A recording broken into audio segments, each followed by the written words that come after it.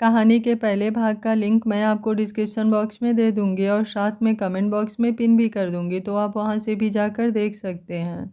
Dinner करने के बाद सब एक साथ बैठकर बातें करने लगे। थोड़ी देर बाद स्वर्णा जी को नींद आने लगी तो उन्होंने अपने कमरे का रुख लिया और बच्चों को भी नींद आने लगी, इसलिए वो लोग भी अपने अपने कमरे में चले गए, जो स्वर्णा जी ने नौकरों को बोलकर तैयार करवाया था। सबके जाने के बाद संजना ने भी अपने कमरे का रुख लिया और बालकनी में जाकर अपने दोनों हाथ फैलाकर ठंडी हवाओं को अपने चेहरे पर महसूस करने लगी। एक अलग ही सुकून मिल रहा था इस वक्त उसे। तभी उसे अपने कमर पर किसी के हाथ महसूस हुए और उसके होठों पर एक मुस्कुराहट तैर गई। I miss you so much जान, विवान ने अपना चेहरा उसके कंधे पर टिकाते हुए कहा और मजबूती से उसके कमर के आसपास अपनी बाहें लपेट दी। But I don't miss you, Sanjana ने उसके हाथ अपने कमर से हटाए और उसकी तरफ मुड़कर उसकी आंखों में देखने लगी।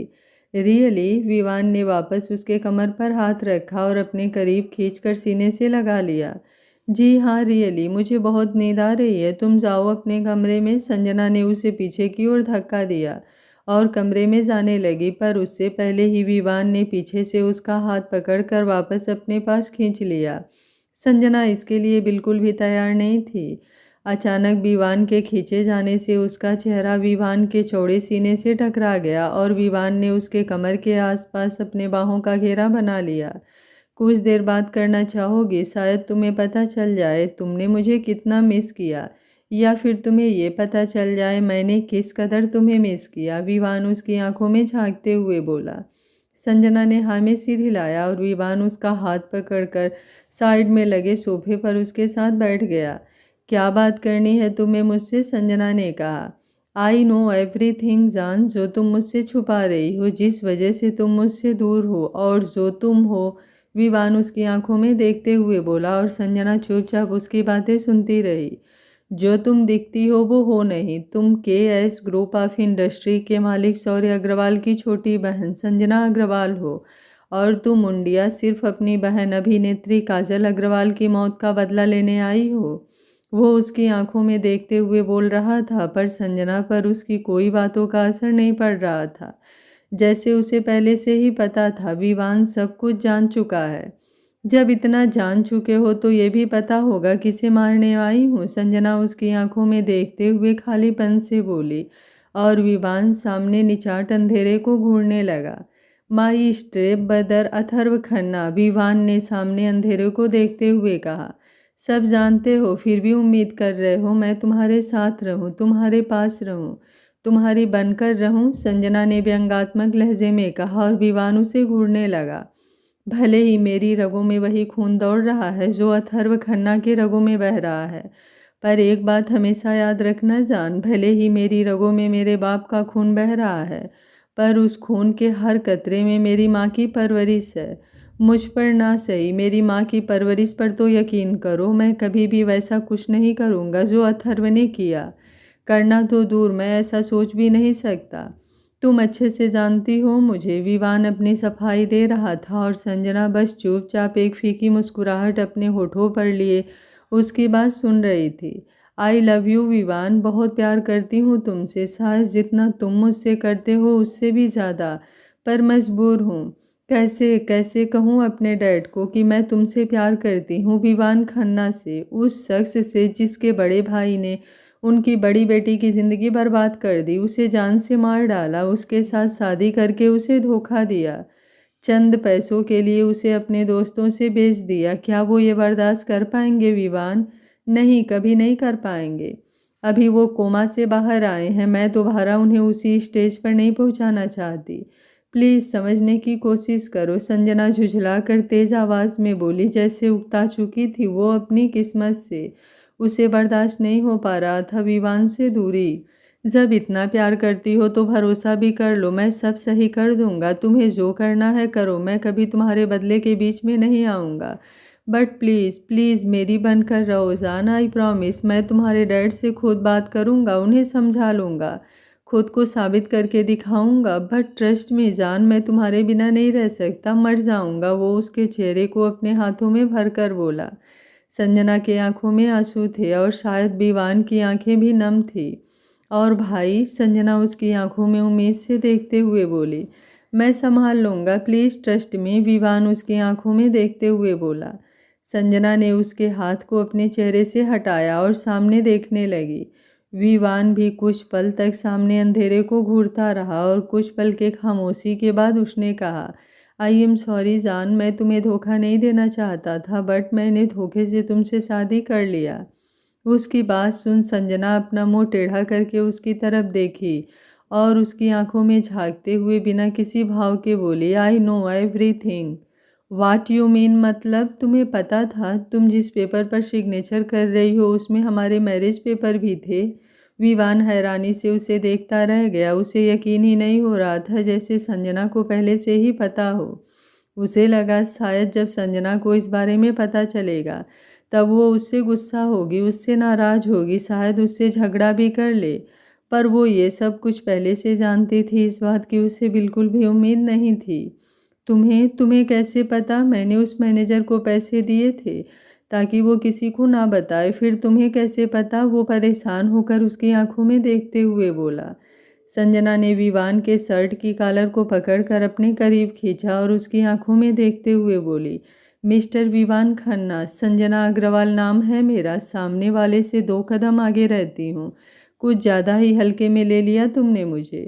तुम्हें आइडिया भी है तुमने जो किया है उसे फ्रॉड कहते हैं और उसके लिए तुम्हें सज़ा मिल सकती है। हाँ, मिल सकती थी अगर तुम्हें इस बात की जानकारी ना होती तो। लेकिन तुमने तो अभी अभी कहा तुम सब कुछ जानते हुए भी मैरिज पेपर पर सिग्नेचर किया है, फिर किस बात की सज़ा और कैसा फ्रॉड? अच्छा जी, कुछ ज़्यादा ही स्मार्ट नहीं बन रहे हो तुम। अगर मुझे पता ना होता तो, संजना ने उसे घूरते हुए कहा।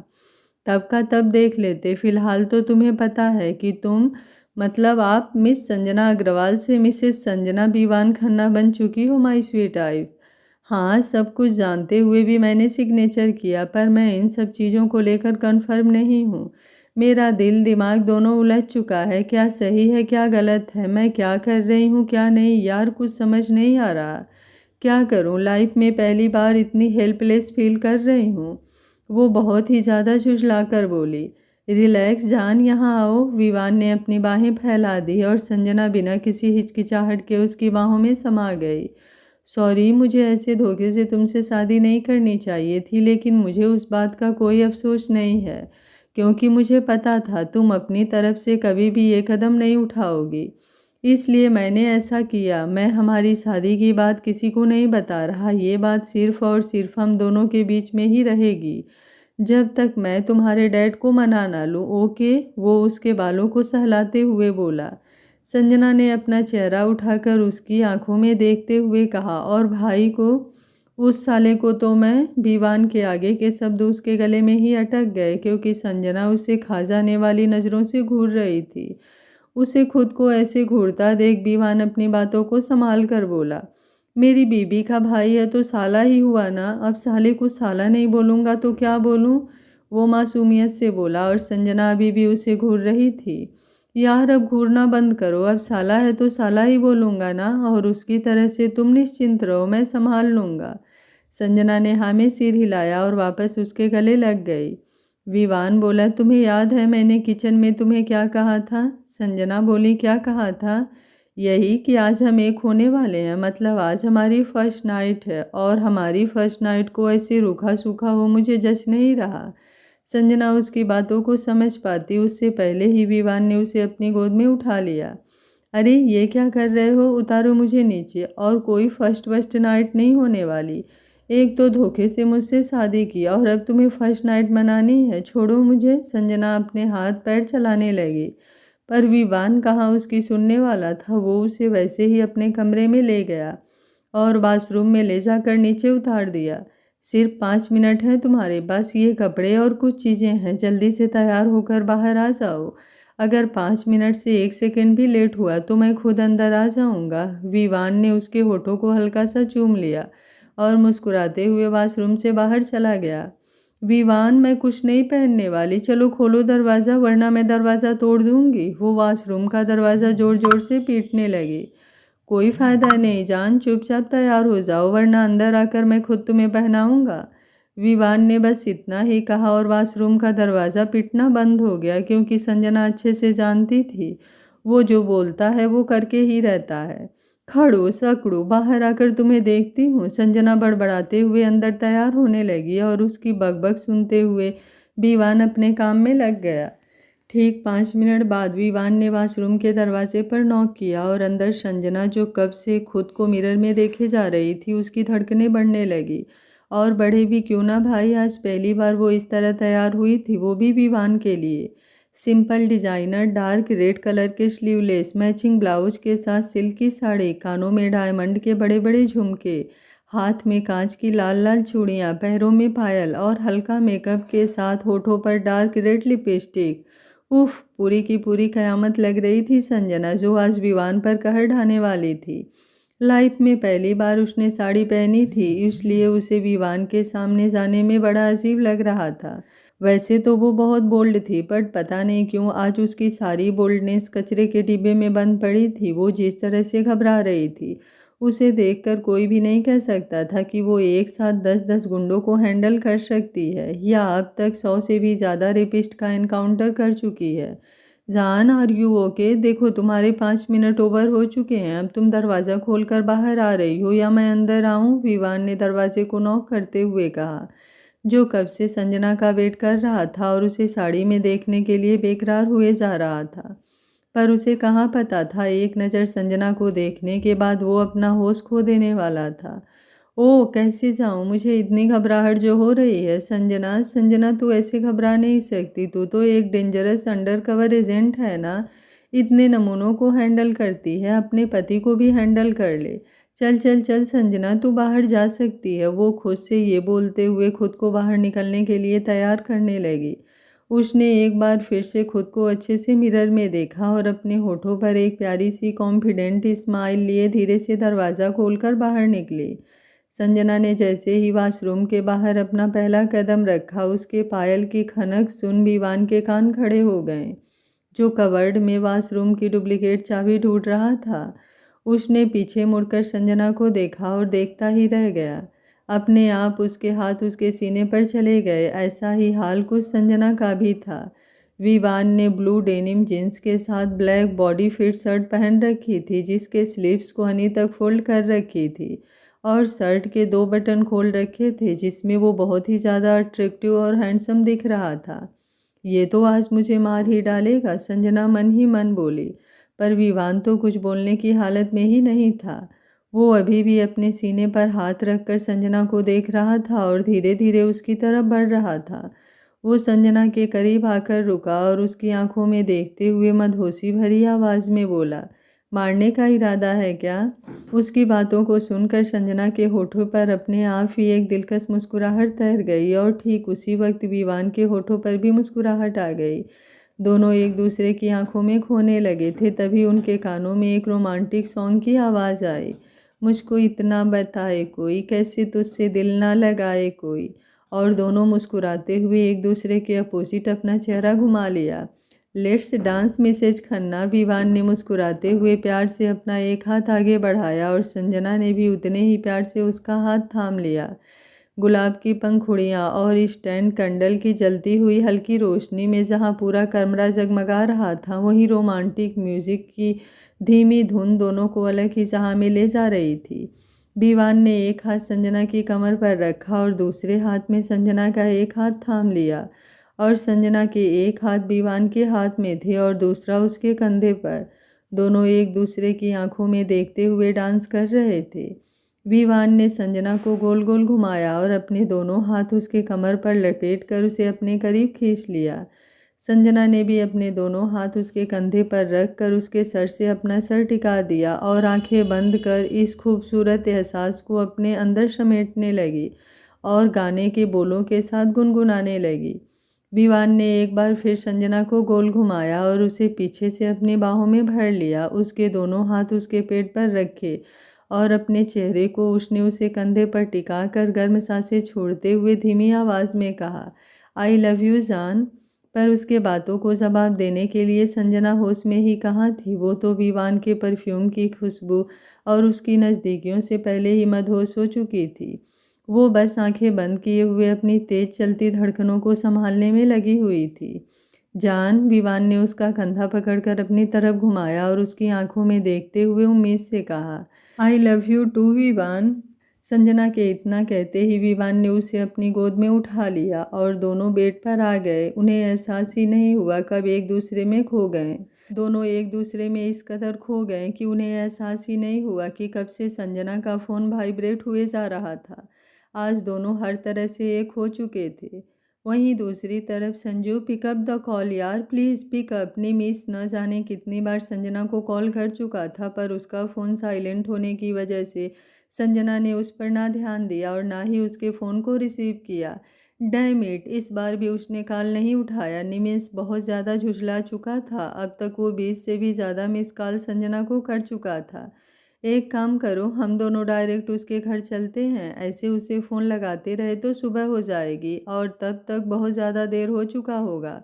नमन ने उसके कंधे पर हाथ रखकर कहा। वो दोनों इस वक्त एक सुनसान सड़क पर अपनी बाइक लेकर खड़े थे। निमेश को नमन की बात सही लगी और दोनों संजना के घर के लिए निकल गए, पर वहां पहुंचकर उन्होंने देखा उसके घर के बाहर ताला लगा था।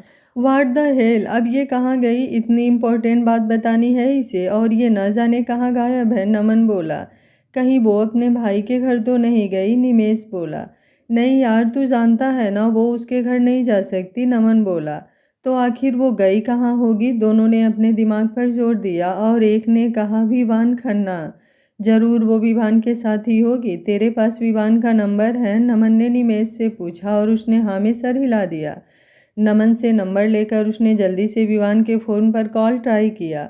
दूसरी तरफ सुबह के 3 बज चुके थे और संजना विवान एक दूसरे की बाहों में सिमट कर सुकून से सो रहे थे। तभी संजना के कानों में विवान के फ़ोन की आवाज़ पड़ी। उसने घबराते हुए अपनी आंखें खोलकर देखा तो उसके सामने विवान का चेहरा था, जो सुकून से किसी मासूम बच्चे की तरह सो रहा था। उसके मेसी बाल उसके माथे पर झूल रहे थे और चेहरे पर संजना को पाने का सुकून साफ झलक रहा था, जिसे देखकर संजना के होठों पर एक प्यारी सी मुस्कुराहट तैर गई। देखो, पूरी रात मुझे परेशान किया, अब कैसे बच्चों की तरह सुकून से सो रहा है। संजना ने मुस्कुराते हुए उसके बालों पर हाथ फिराया और उसके माथे पर किस करके उठ गई।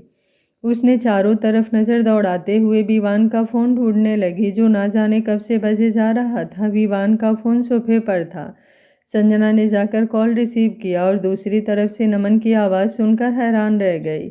नमन, व्हाट हैपेंड? तुमने विवान के फ़ोन पर कॉल क्यों किया है? संजना हैरान होकर बोली, क्योंकि उसे बिल्कुल भी उम्मीद नहीं था कि नमन कभी भी विवान को कॉल करेगा। उधर से नमन ने कुछ कहा, जिसे सुनकर संजना की आंखें हैरानी से फैल गई और उसके चेहरे पर परेशानी के साथ साथ गुस्सा और नफरत एक साथ छलकने लगी। लगता है उसे मरने की बहुत ज़्यादा जल्दी है, संजना गुस्से में दांत पीसते हुए कहा और कॉल कट कर दिया। उसने फर्श पर गिरा हुआ अपनी साड़ी उठाई और जल्दी से वॉशरूम में जाकर चेंज करके बाहर आकर नोटपैड पर कुछ लिखकर उसने विवान के पास रखा और एक बार फिर उसके माथे को चूम कर उसके कार की चाबी लेकर निकल गई। उसकी कार सुनसान सड़कों पर फुल स्पीड में दौड़ रही थी। वो अभी थोड़ी दूर ही गई थी कि तभी कार में एक जोरदार धमाका हुआ और संजना की कार आग की लपटों में जल उठी। सुबह के 6 बज रहे थे जब विवान ने हल्की नींद में ही अपना हाथ साइड में टटोलते हुए संजना को ढूंढने लगा, पर जब उसे एहसास हुआ कि बेड पर उसके अलावा कोई नहीं है तो उसने अपनी आंखें खोल कर देखा तो सच में संजना उसके पास नहीं थी। ओ यार, अब सुबह सुबह कहाँ चली गई? वो उठकर बैठ गया और रूम में चारों तरफ नजरें दौड़ाने लगा और कमरे की हालत देखकर कल रात संजना के साथ बिताए हसीन लम्हे एक बार फिर उसकी आंखों के सामने घूम गए। उसके होठों पर मुस्कुराहट तैर गई। उसे लगा शायद संजना वॉशरूम में होगी, पर वो वहाँ भी नहीं थी। अब तो वो बहुत ज़्यादा परेशान हो गया। आखिर सुबह सुबह संजना गई कहाँ? तभी उसकी नज़र साइड टेबल पर पड़ी, जहाँ एक नोट रखा हुआ था और उस पर लिखा था, इम्पोर्टेंट है इसलिए तुम्हारी कार लेकर जा रही हूँ, प्लीज़ बच्चों का ध्यान रखना, बाय। विवान ने लेटर वापस ड्रावर में रख दिया और कबर्ड से अपने कपड़े निकालकर शावर लिया और चेंज करके नीचे आ गया। गुड मॉर्निंग माँ। गुड मॉर्निंग बच्चों। विवान सीढ़ियों से उतरते हुए सारे बच्चे और स्वर्णा जी को बोला, जो हाल में बैठे एक दूसरे से बातें कर रहे थे। Good morning. चलो बच्चों ब्रेकफास्ट करते हैं, स्वर्णा जी ने उसे जवाब दिया और बच्चों को लेकर डाइनिंग टेबल की तरफ जाने लगी। तभी नैन ने कहा, नहीं मुझे टीवी देखना है। स्वर्णा जी बोली, देख लेना बेटा, पहले ब्रेकफास्ट कर लो फिर आराम से देखना।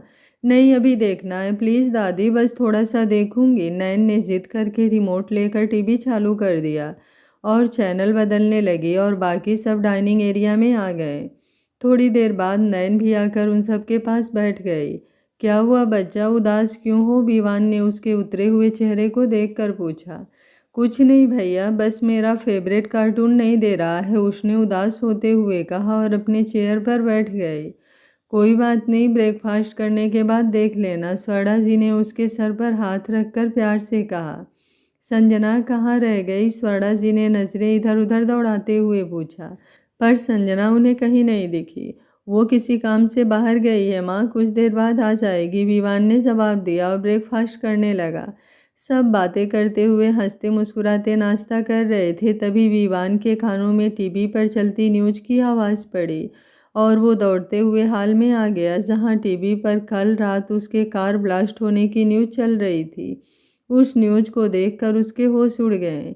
जान, ये कार तो जान लेकर, ओह नो! उसने जल्दी से अपना फ़ोन निकाला और संजना को कॉल करने लगा। पर जिस बात का डर था वही हुआ, संजना ने उसका कॉल रिसीव नहीं किया। जान जान जान, please pick up the call please. उसने हड़बड़ाहट में अपनी दूसरे कार की चाबी उठाई और संजना के घर की तरफ निकल पड़ा। उसकी धड़कनें बेतहाशा तेजी से धड़क रही थी। पहली मुलाकात से लेकर अब तक संजना के साथ बिताए हुए हर एक लम्हे की याद उसकी आंखों के सामने कौंध गया और अनजाने में ही उसके आंखों से एक कतरा आंसू उसके गालों पर लुढ़क गया। दूसरी तरफ शौर्य अपने कमरे में ऑफिस जाने के लिए तैयार हो रहा था, तभी उसका फ़ोन वाइब्रेट हुआ। उसने बेड से अपना फ़ोन उठाकर जैसे ही मैसेज पढ़ा, ऑलमोस्ट उसके हाथ से फ़ोन गिरते गिरते बचा। उसके चेहरे पर गुस्सा और परेशानी की लकीरें उभर आई। नो नो नो, ये नहीं हो सकता। इतने सालों बाद अचानक उसने जल्दी से अपने फ़ोन पर उंगली टिपटिपाते हुए संजना को कॉल किया, पर अफसोस उसका फ़ोन स्विच ऑफ आ रहा था। डैम इट, ये लड़की भी ना। उसने जल्दी से अपना फ़ोन ब्लेज़र के पॉकेट में रखा और कार की चाबी लेकर बाहर की तरफ भागा। तभी उसके कानों में एक छोटी सी बच्ची की आवाज़ पड़ी, जिसे सुनकर उसके बढ़ते कदम अचानक से रुक गए। मामू, आप कहाँ जा रहे हो? आपने तो प्रॉमिस किया था ना आज नैन और मम्मा से मिलवाओगे। तारा, जो नैन की जुड़वा बहन थी, उसने हल्का नाराज़गी से कहा, क्योंकि कल ही शौर्य ने उससे वादा किया था आज वो संजना और नैन से उसे मिलवाने ले जाएगा। शौर्य पीछे मुड़ा और उसके पास आकर घुटनों के बल बैठ गया। आई नो बच्चा, मुझे याद है, मैं आज आपको आपकी मम्मा और नैन से ज़रूर मिलवाऊंगा, बट अभी ना मामू को बहुत ज़्यादा अर्जेंट काम है, तो शाम को मिलते हैं। तारा जिद करते हुए बोली, नहीं मुझे अभी मिलना है। शौर्य बोला, प्लीज़ बच्चा मान जाओ, आप तो मामू की बेस्ट भांजी हो ना, प्लीज़ मान जाओ। तारा बोली, ओके, बट शाम को पक्का मिलवाना। ओके, पक्का मिलवाऊंगा मेरी प्यारी बच्ची, आजा। शौर्य ने उसे गले से लगा लिया और उसके माथे पर किस करके बोला, नानू का ध्यान रखना, ओके। तारा ने ओके कहा और शौर्य जल्दी से संजना के घर की तरफ निकल पड़ा। विवान की कार जैसे ही संजना के घर के सामने रुकी, वैसे ही शौर्य की कार ठीक उसके सामने रुकी। दोनों एक साथ अपने अपने कार से बाहर आए और एक दूसरे को देखा। जहाँ विवान बहुत ज़्यादा परेशान दिख रहा था, वहीं शौर्य को विवान को यहाँ आना शायद पसंद नहीं आया। पर दोनों के पास इस वक्त एक दूसरे से बहस करने का वक्त नहीं था। दोनों जल्दी से घर के अंदर गए और संजना को ढूंढने लगे। दोनों ने मिलकर उसे हर जगह ढूंढा, रूम, किचन, वॉशरूम, छत, सब जगह ढूंढा, पर संजना कहीं नहीं मिली। शौर्य ने विवान से पूछा और विवान ने ना में सिर हिला दिया। पहले ये बताओ तुम यहाँ क्या कर रहे हो? शौर्य ने हल्का गुस्से में विवान से सवाल किया। उसके बात करने के तरीके से साफ पता चल रहा था कि उसे विवान का यहाँ होना पसंद नहीं आया। मेरे पास टाइम नहीं है किसी के फालतू सवालों का जवाब देने के लिए। विवान ने शौर्य के सवालों को इग्नोर किया और अपना फ़ोन निकालकर दोबारा संजना को कॉल करने लगा। दोनों के कानों में संजना के फ़ोन की रिंगटिंग सुनाई दी, जो किचन की ओर से आ रही थी। दोनों किचन की तरफ बढ़ गए और देखा तो किचन सिंक के पास संजना का फ़ोन गिरा हुआ था। विवान ने नीचे झुककर उसका फ़ोन उठाया और थोड़ा हैरान होते हुए बोला, फ़ोन यहाँ क्या कर रहा है? विवान फ़ोन लेकर उठता उससे पहले ही उसकी नज़र एक छोटे से रेड बटन पर गई और उसने बिना कुछ सोचे समझे उस बटन को दबा दिया। बटन दबाते ही वहाँ लगा रैक अपनी जगह से मूव हो गया और उसके पीछे एक सीक्रेट दरवाज़ा खुल गया, जिसे देखकर दोनों का मुंह हैरानी से खुला रह गया। विवान हैरानी से बोला, ये क्या है? दिख नहीं रहा, सीक्रेट दरवाज़ा है, सॉरी ने थोड़ा चिढ़ते हुए कहा और दरवाज़ा धीरे से खोला। वहाँ से एक पतली सी सीढ़ी नीचे की ओर जा रही थी। दोनों उसी में से उतरते हुए नीचे गए जहाँ संजना का सीक्रेट रूम था। दोनों जब सीढ़ियों से नीचे उतरे तो वहाँ संजना का सीक्रेट रूम था, जहाँ मास्टर कंप्यूटर, लैपटॉप और कई सारे फाइल्स के साथ उसके वेपन्स भी थे। उन दोनों की नज़र कंप्यूटर के सामने बैठी संजना पर गई, जो अपने चेहरे पर सख्त एक्सप्रेशन लिए लगातार स्क्रीन पर उंगलियां टिपटिपाए जा रही थी। और ठीक उसके बगल में बैठा नमन भी लैपटॉप पर कुछ कर रहा था और निमेश बगल में बैठे उन दोनों को देख रहा था और बीच बीच में कुछ इंस्ट्रक्ट कर रहा था। संजना अभी भी कल वाली साड़ी में थी, पर उसके सर पर चोट लगी थी जहाँ से खून रिस कर सूख चुका था, पर अभी तक उसने फर्स्ट एड भी नहीं किया था। हाथ पर भी एक दो जगह खरोच के निशान थे। उसे देखकर साफ पता चल रहा था जैसे उसका एक्सीडेंट हुआ है, पर उसका ध्यान खुद से ज़्यादा कंप्यूटर की स्क्रीन पर था। संजू, शौर्य की आवाज़ जैसे ही संजना, नमन और निमेश के कानों में पड़ी तो तीनों हैरान रह गए और जब नज़र घुमाकर देखा तो विवान और शौर्य एक साथ खड़े थे और वो भी उनके सीक्रेट रूम में। संजना बोली, भाई आप यहाँ, और विवान तुम यहाँ क्या कर रहे हो? जान, विवान ने बस एक शब्द कहा और जाकर संजना के गले लग गया। कार ब्लास्ट होने की खबर सुन उसके अंदर ना जाने कितनी बेचैनी हुई थी। अब संजना को सही सलामत अपने सामने देखकर अब जाकर उसे राहत मिली थी। संजना को थोड़ा अजीब लगा शौर्य के सामने ऐसे विवान के गले लगना, क्योंकि शौर्य उन दोनों को ही घूर कर देख रहा था। विवान भाई यही हैं, वो थोड़ा हकलाते हुए धीरे से बोले। तब जाकर विवान को होश आया और उसने संजना को छोड़ दिया। संजू, तुम्हें ये सब चोट कैसे आई और वो मैसेज? शौर्य ने अपनी आधी बात कही और कंप्यूटर की तरफ देखा जहाँ संजना कुछ कर रही थी। संजना बोली, भाई विवान, पहले आप दोनों यहाँ से बाहर जाओ, मेरे पास बहुत कम टाइम है। मैं ऊपर आकर आप दोनों को सब कुछ बताती हूँ, प्लीज़ अभी आप लोग जाओ यहाँ से। विवान बोला, पर हुआ क्या है? संजना बोली, विवान मैंने कहा ना, प्लीज़ अभी आप ऊपर जाओ, मैं आकर सब कुछ बताती हूँ। संजना के बोलने से दोनों ऊपर आ गए और संजना वापस स्क्रीन पर देखते हुए कुछ करने लगी और निमेश से बोली, निमेश, न्यूज़ टेलीकास्ट होने में और कितना वक्त लगेगा? निमेश बोला, बस 1 मिनट। अगर 1 मिनट के अंदर हम लोगों ने कुछ नहीं किया तो एक बार फिर काजल मैम का स्कैंडल हर एक न्यूज़ चैनल पर एक साथ टेलीकास्ट होगा। संजना बोली, नहीं होगा, इस बार ऐसा कुछ नहीं होने वाला। नमन बोला, संजना 3 सेकंड बाद इंडिया के हर एक मीडिया चैनल पर यह वायरस अपलोड हो जाएगा।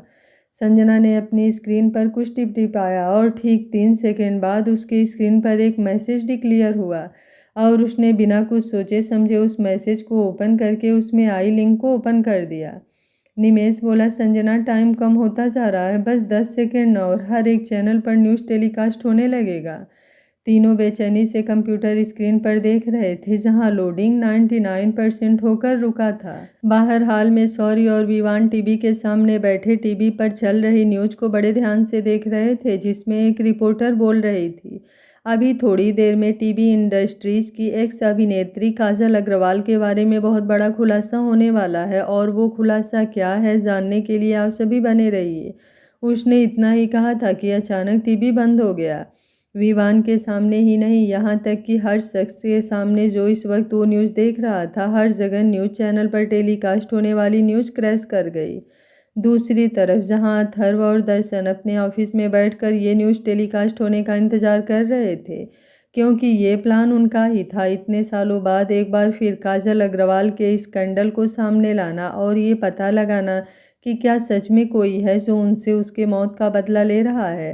और उनका शक बिल्कुल सही निकला। जैसे ही न्यूज़ क्रैश हुआ वो दोनों पागलों की तरह हंसने लगे और एक दूसरे की तरफ देखते हुए बोले, फंस गया शिकारी शिकार के जाल में।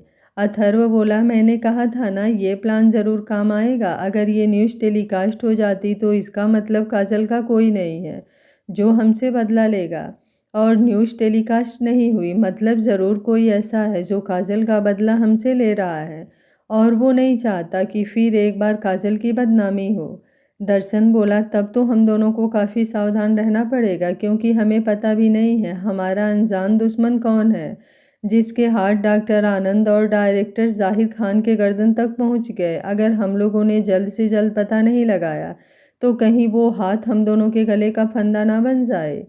अथर्व बोला, तुम टेंशन मत लो, जब इतना पता लगा लिया है तो ये भी पता चल जाएगा आखिर वो है कौन जो इतने सालों बाद बदले की चिंगारी अपने दिल में लिए हमारे सामने आया है। आगे क्या होगा इस कहानी में जानने के लिए देखते रहिए कहानी का अगला भाग। अगर आपको कहानी अच्छी लग रही है तो वीडियो को लाइक, शेयर एंड चैनल को सब्सक्राइब कर लीजिएगा। Thank you for watching. मिलते हैं कहानी के अगले भाग में।